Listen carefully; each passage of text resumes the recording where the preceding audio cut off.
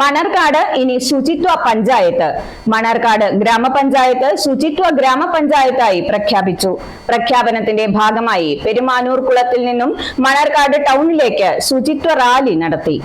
മണർകാട് പഞ്ചായത്ത് ഹാളിൽ നടന്ന സമ്മേളനത്തിൽ പഞ്ചായത്ത് പ്രസിഡന്റ് ബിജു കെ.സി. മണർകാടിനെ ശുചിത്വ പഞ്ചായത്തായി പ്രഖ്യാപിച്ചു. Panchayat vice president Jessy John അധ്യക്ഷയായിരുന്നു.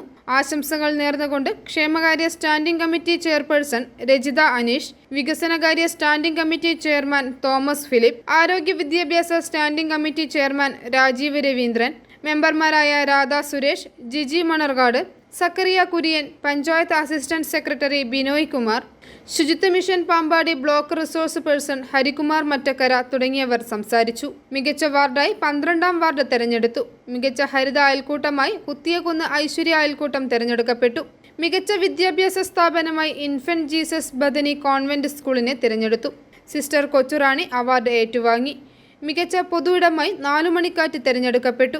പഞ്ചായത്തിലെ എല്ലാ വാർഡുകളിലെയും തിരഞ്ഞെടുക്കപ്പെട്ട സ്വകാര്യ സ്ഥാപനങ്ങൾ, റെസിഡൻസ് അസോസിയേഷൻ, മികച്ച 3 വീടുകൾ, മികച്ച ഹരിത അയൽക്കൂട്ടങ്ങൾ എന്നിവയ്ക്കും അവാർഡ് നൽകി ആദരിച്ചു. അംഗൻവാടികൾക്ക് അടുക്കള ഉപകരണങ്ങളും ചടങ്ങിൽ വിതരണം ചെയ്തു. i4 news, Ettumanoor.